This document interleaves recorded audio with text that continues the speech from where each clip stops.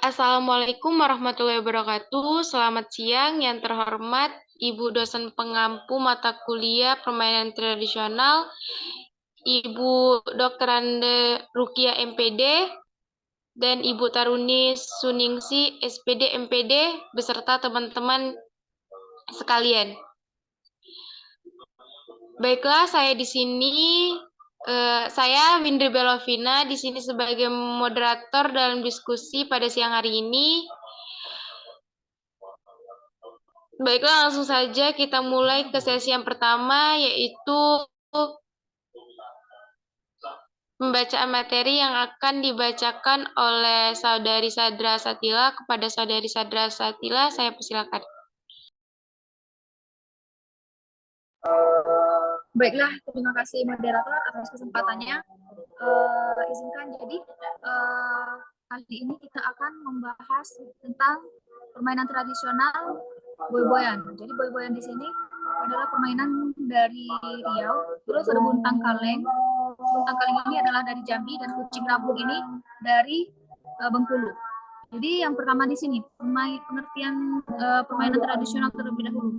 Jadi semua kita harus ketahui, jadi permainan ini pastinya sudah ada dari sejak zaman dahulu yang dimainkan dari generasi ke generasi. Nah, jadi alat bantu ini dalam permainan tradisional ini dari kayu, bambu, batok, dan benda-benda di sekitarnya. Ya. Nah, lalu permainan tradisional ini adalah wujud permainan aktivitas olahraga. Jadi ini tumbuh dari kerutinan penduduk sekitar, dan juga permainan tradisional ini kerap dijadikan sebagai tipe permainan yang mempunyai karakteristik khas daerah dari tradisi tertentu. Nah, jadi permainan tradisional ini adalah bagian dari budaya pada setiap suku yang sudah ada sebelum sebelum munculnya permainan modern seperti sekarang. Itu menurut Handbuku Kementan tahun 2021. Mungkin itu saja dapat saya sampaikan. Saya kembalikan ke moderator. Baik, terima kasih Sadra. Materi selanjutnya yang akan dibacakan oleh Mutiara. Kepada Mutiara saya persilakan. Baiklah, terima kasih moderator. Di sini saya akan menjelaskan mengenai materi permainan boy-boyan. Nah, di sini permainan tradisional boy-boyan itu berasal dari Riau. Nah, permainan ini permainan tradisional yang dimainkan 5-10 orang pemain. Permainan boy-boyan adalah permainan tradisional Indonesia yang sudah sangat jarang ditemui dan dimainkan oleh anak-anak pedesaan apalagi perkotaan. Permainan yang satu ini membutuhkan kecepatan dalam memainkannya. Dan permainan boy-boyan ini sudah ada sejak lama dan tidak ada. Dan ini juga bisa dimainkan oleh anak-anak di pedesaan setelah sholat asar dan dimainkan oleh anak laki-laki dan perempuan. Permainan ini sangat sebagai hiburan di waktu kosong. Mungkin itu saja penjelasan saya sebagai moderator. Baik, terima kasih Mutiara. Materi selanjutnya tentang peraturan dan cara main yang akan saya bacakan. Yang pertama, permainan ini dimainkan oleh 2 tim yang masing-masing beranggota 4-5 pemain. Permainan ini juga menggunakan alat pecahan genting yang nantinya akan disusun ke atas dengan jumlah 7-10 pecahan. Selain pecahan genting, bola kasti juga menjadi alat dalam permainan ini. Jika tidak ada, biasanya diakali dengan membuat bola yang terbuat dari kertas yang dibuat seperti bentuk bola dan diikat dengan karet gelang. Lalu tim pertama bertugas sebagai penyusun pecahan genting dan tim kedua bertugas sebagai penghancur genting dengan cara melempar bola kasti. Permainan berawal dari tim penghancur genting melemparkan bolanya ke arah susunan genting dengan cara digelindingkan. Jika susunan genting hancur, maka tim penyusun bertugas menyusun kembali genting sambil menghindari bola yang terus dilemparkan ke arahnya. Jika pemain terkena bola, maka gugur, dan jika pemain dari tim penghancur tidak mengenai sasaran genting, maka akan gugur juga. Permainan berakhir jika susunan genting kembali tersusun atau pemain yang berada di satu tim gugur semua. Kemudian setelah itu tugas kelompok ditukar atau bergantian. Baiklah, materi selanjutnya tentang manfaat permainan boy-boyan akan dibacakan oleh Saudara Satila. Kepada Saudara Satila, saya persilakan.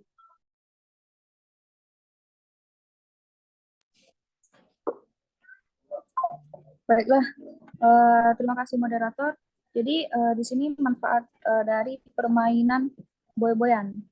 Jadi yang pertama di sini ada motorik kasar. Jadi kan anak ini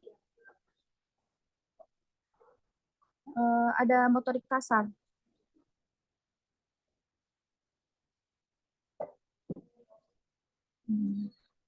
Nah, dalam permainan boy-boyan di sini, saat bermainnya itu anak-anak perlu bergerak aktif, melompat dan berlari. Kan itu kan masuk dalam motorik kasar.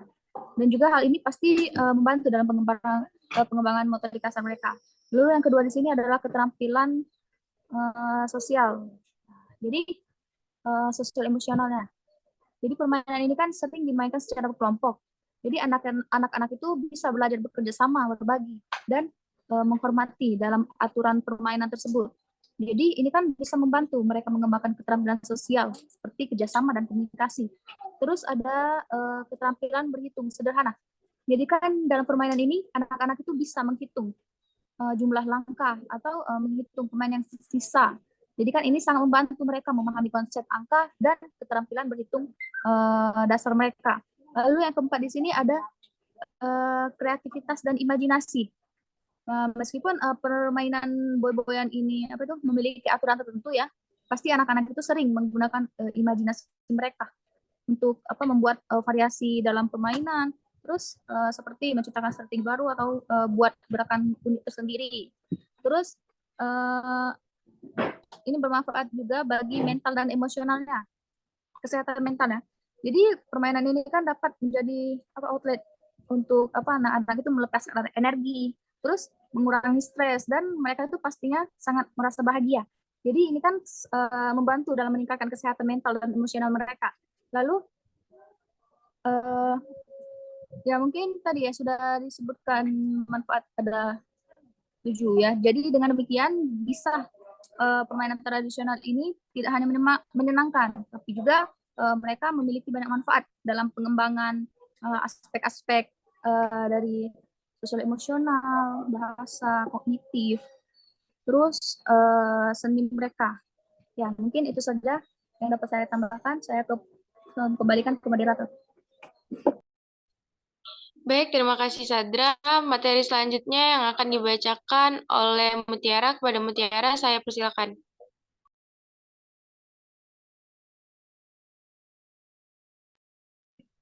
Baiklah, terima kasih moderator. Selanjutnya, saya akan menjelaskan mengenai permainan buntang kaleng.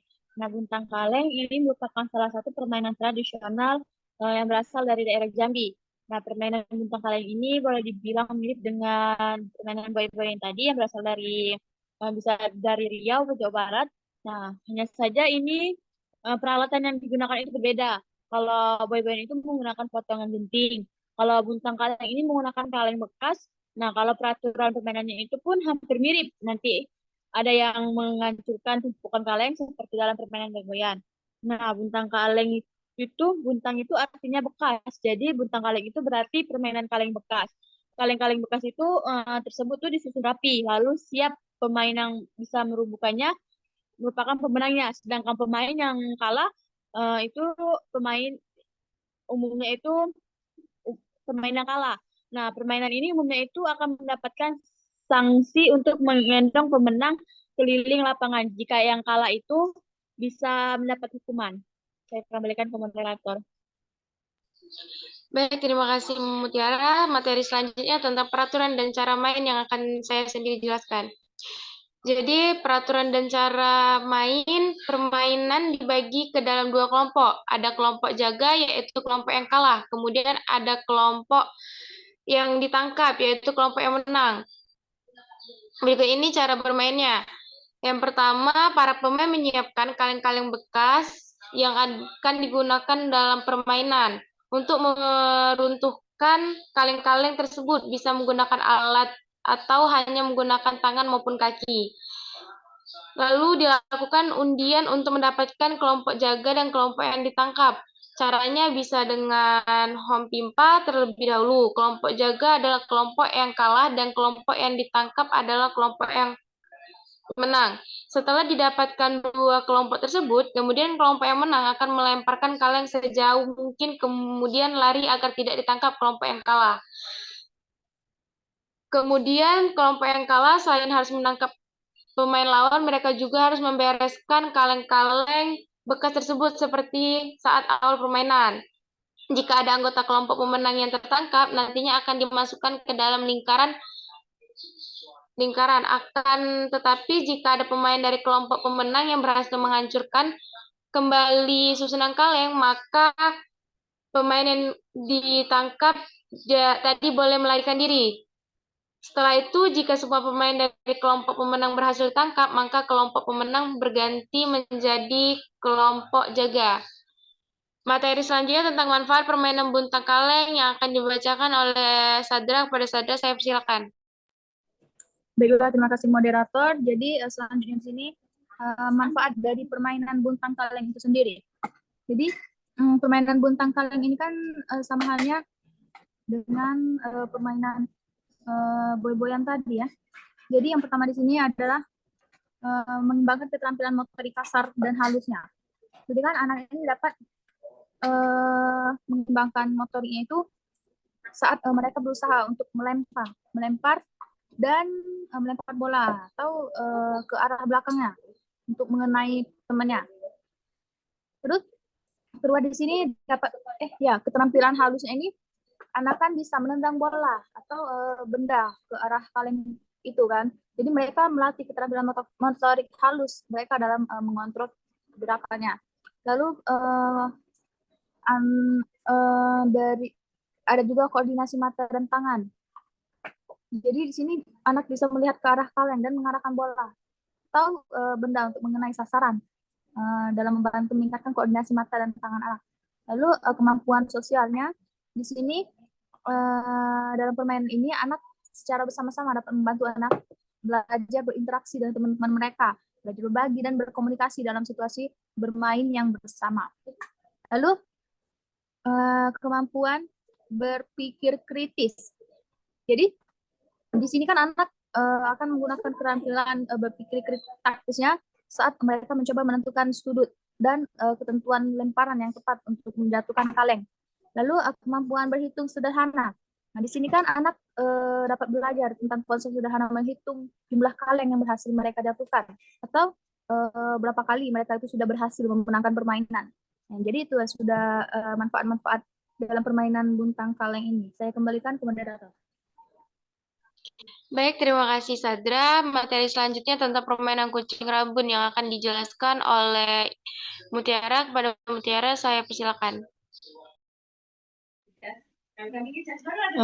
Baiklah, terima kasih moderator. Selanjutnya itu permainan ketiga itu permainan kucing.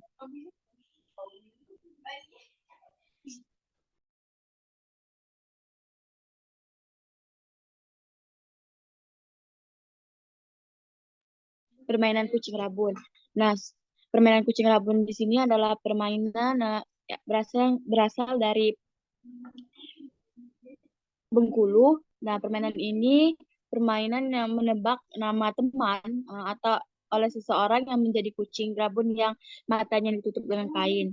Nah, permainan kucing rabun ini biasanya sering dilakukan pada saat perayaan pernikahan dan biasanya juga permainan kucing rabun ini dimainkan pada saat sore hari. Nah, biasanya ini permainan kucing rabun ini dilakukan atau dimainkan di lapangan dan peserta permainnya itu kucing rabun itu anak laki-laki dan anak perempuan itu bisa dicampur.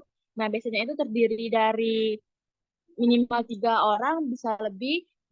Usianya itu biasanya itu anak itu berumur 6 sampai 13 tahun. Itu saja penjelasan mengenai permainan kucing rabun, saya kembalikan ke moderator. Baik, terima kasih Mutiara. Materi selanjutnya tentang peraturan dan cara main. Yang pertama, sebelum permainan dimulai lebih dulu dibuat lingkaran dengan ukuran jari-jari 1,5 meter sampai 2 meter. Kain penutup mata warna hitam berukuran 50 kali 100 cm. Untuk menentukan siapa yang pertama kali menjadi kucing rabun, lebih dulu diadakan usum atau sweet. Kemudian pemain yang menjadi kucing rabun matanya ditutup oleh pemain yang lain dengan kain berwarna hitam yang dikaitkan pada bagian belakang kepala. Setelah matanya ditutup, kucing rabun menjauh dari tempat tersebut dan pemain yang lain siap untuk dicari. Apabila seorang pemain tertangkap, dia tidak boleh lari. Kucing rabun boleh mengerayangi pemain yang tertangkap dengan tujuan untuk mengenalinya. Dan untuk selanjutnya, kucing rabun menyebutkan nama orang yang tertangkap tersebut. Setelah itu, jika tebakannya benar, maka orang yang tertangkap itu akan menjadi kucing rabun dan kucing rabun sebelumnya akan menjadi pemain. Demikian juga halnya bila seorang pemain menginjak garis lingkaran, maka orang tersebut harus menjadi kucing rabun dan kucing rabun sebelumnya terlepas dari tugasnya. Materi selanjutnya yang akan dijelaskan oleh Sadra, kepada Sadra saya persilakan.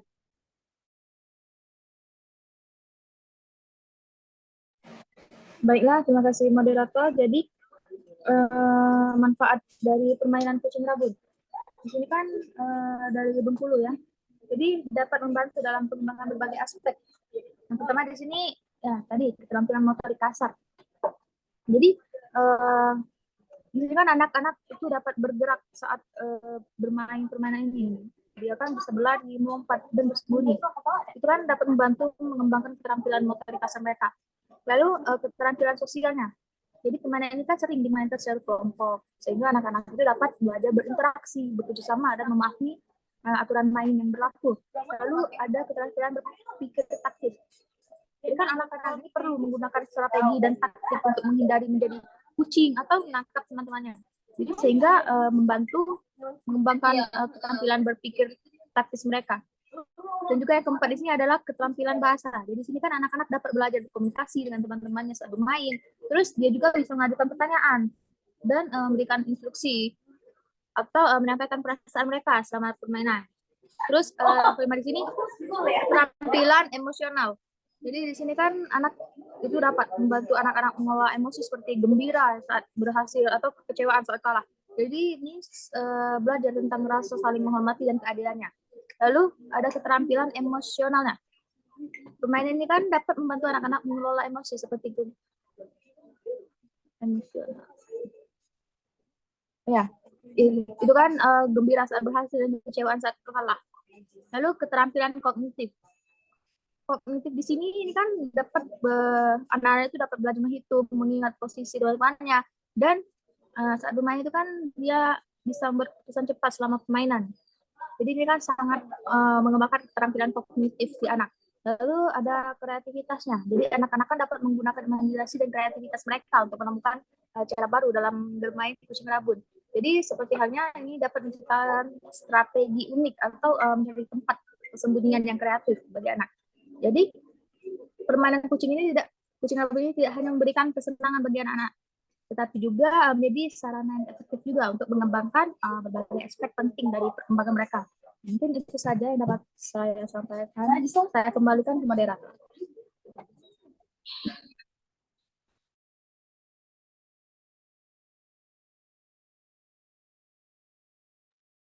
Baik, terima kasih Sadra. Selanjutnya kesimpulan. Jadi kesimpulan dari materi pada hari ini yaitu permainan tradisional terbukti dapat mengembangkan karakter anak seperti kesabaran, kejujuran, sportivitas, disiplin, kegigihan, kemandirian, percaya diri, dan kerjasama. Maka di sini dituntun adanya peran orang tua juga masyarakat lingkungan sekitar sangat penting dalam mengembangkan budaya tradisional pada anak-anak saat ini agar mereka tidak hanya bermain terus-menerus dengan gadget. Padahal permainan tradisional lebih seru jika dibandingkan dengan gadget. Tidak hanya itu saja, permainan tradisional juga bisa mengasah otak anak agar lebih berkembang dan kreatif untuk melakukan berbagai kegiatan yang berdampak bagi diri mereka sendiri. Mereka juga bisa lebih aktif dalam berbagai kegiatan. Jika dibandingkan dengan teknologi atau permainan modern, itu sangat jauh sekali karena gadget terlalu menguasai pola pikir anak sehingga dapat membuat anak malas untuk belajar. Mereka juga akan lebih mementingkan diri sendiri. Oke, mungkin hanya itu presentasi dari kelompok kami. Saya sebagai moderator meminta maaf atas kekurangan presentasi pada hari ini. Saya akhiri, wabillahi taufiq walhidayah. Wassalamualaikum warahmatullahi wabarakatuh. Waalaikumsalam warahmatullahi wabarakatuh.